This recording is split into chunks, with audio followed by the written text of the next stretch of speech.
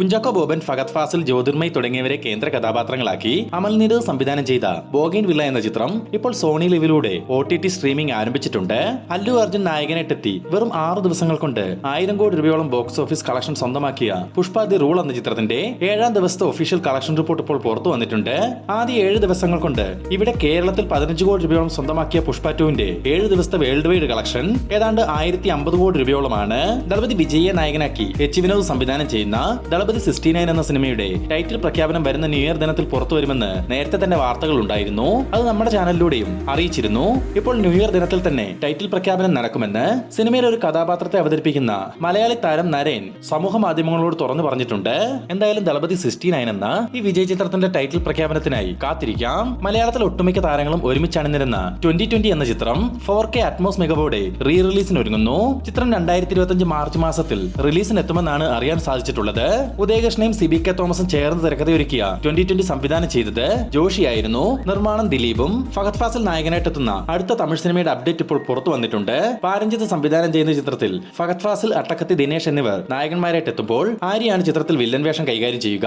വെട്ടുവം എന്ന പേര് നൽകിയിരിക്കുന്ന ഈ സിനിമയുടെ ചിത്രീകരണം ഉടൻ തന്നെ ആരംഭിക്കും. ജയൻ രവിയെ നായകനാക്കി ഗൗതം മേനോൻ പുതിയൊരു സിനിമ സംവിധാനം ചെയ്യാൻ ഒരുങ്ങുന്നു. വേൽസ് ഫിലിംസ് നിർമ്മിക്കുന്ന ഈ ചിത്രത്തിന് തിരക്കഥയൊരുക്കുന്നത് വെട്രിമാരനാണ്. ഒരു ആക്ഷൻ ത്രില്ലർ പശ്ചാത്തലത്തിൽ എത്താനിരിക്കുന്ന ഈ സിനിമയുടെ ചിത്രീകരണം 2025 ജനുവരി മാസം മുതലാകും ആരംഭിക്കുക. ലാലേട്ടൻ നായകനായും സംവിധായകനായും വരാനിരിക്കുന്ന ബറോസ് എന്ന ചിത്രത്തിന്റെ ഇൻസൈഡ് റിപ്പോർട്ട് ഇപ്പോൾ പുറത്തു വന്നിട്ടുണ്ട്. വിഷ്വലി മികച്ചതും സ്റ്റണ്ണിംഗ് ആയിട്ടുള്ള ഫസ്റ്റ് ഹാഫ് ആണ് സിനിമയ്ക്കുള്ളതെന്നും സിനിമയുടെ BGM ആദ്യ പകുതിയിൽ മികച്ചു നിൽക്കുന്നുണ്ടെന്നും 2ാം പകുതിയിലെ ഗംഭീര ആക്ഷൻ രംഗങ്ങളും എൻഗേജിംഗ് ആയ തിരക്കഥയും ബറോസ് മികച്ചൊരു കാഴ്ചാനുഭവം സമ്മാനിക്കുന്നുണ്ടെന്നുമാണ് ഇൻസൈഡ് റിപ്പോർട്ടിൽ സൂചിപ്പിക്കുന്നത്. എന്തായാലും ചിൽഡ്രൻസിന് മാത്രമുള്ള സിനിമയല്ല ബറോസ് എന്നാണ് ഇപ്പോൾ പുറത്തു വന്നുകൊണ്ടിരിക്കുന്ന ഈ അപ്ഡേറ്റുകളിൽ നിന്നും മനസ്സിലാക്കാൻ സാധിക്കുന്നത്. വരുന്ന ഡിസംബർ 25-ാം തീയതി ക്രിസ്മസ് ദിനത്തിൽ 3D 4D IMAX ഫോർമാറ്റുകളിൽ ബറോസ് തിയേറ്ററുകളിലേക്ക് എത്തും. ധനുഷിന്റെ അടുത്ത സംവിധാന സംരംഭമാണ് നീക്ക് അഥവാ നിലവക്ക് എന്മേൽ എന്നടി കോപം. നീക്കിന്റെ റിലീസ് അപ്ഡേറ്റ് ഇപ്പോൾ പുറത്തു വന്നിട്ടുണ്ട്. ചിത്രം വരുന്ന ഫെബ്രുവരി 7-ാം തീയതി തിയേറ്ററുകളിലേക്ക് എത്തും.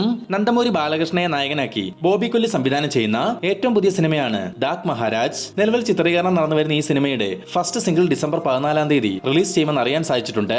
ഇതിന്റെ ഒരു പ്രൊമോ വീഡിയോ നാളെ രാവിലെ 10:08 പുറത്തു വരും. വിജയ് സേതുപതി, സൂരി എന്നിവരെ കേന്ദ്ര കഥാപാത്രങ്ങളാക്കി വെട്രിമാരൻ സംവിധാനം ചെയ്ത് വരുന്ന ഡിസംബർ 20-ാം തീയതി തിയേറ്ററുകളിലേക്ക് എത്താനിരിക്കുന്ന ഒരു തമിഴ് സിനിമയാണല്ലോ വിടുതലൈ പാർട്ട് 2. ഇപ്പോൾ ചിത്രത്തിന്റെ ആദ്യ ഭാഗമായ വിടുതലൈ പാർട്ട് 1 C5-ലൂടെ ഫ്രീ സ്ട്രീമിംഗ് ആരംഭിച്ചിട്ടുണ്ട്.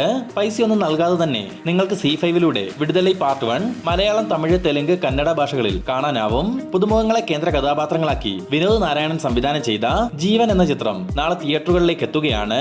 ലാലേട്ടനെ നായകനാക്കി ഉദയകൃഷ്ണയുടെ തിരക്കഥയിൽ വൈശാഖ് സംവിധാനം ചെയ്ത് 2016-ൽ പുറത്തു വന്ന ഇൻഡസ്ട്രി ഹിറ്റ് മലയാളം സിനിമയാണല്ലോ പുലിമുരുകൻ. ഇപ്പോൾ പുലിമുരുകന് 2ാം ഭാഗം ഒരുങ്ങുന്നു എന്നൊരു വാർത്ത പുറത്തു വന്നിട്ടുണ്ട്.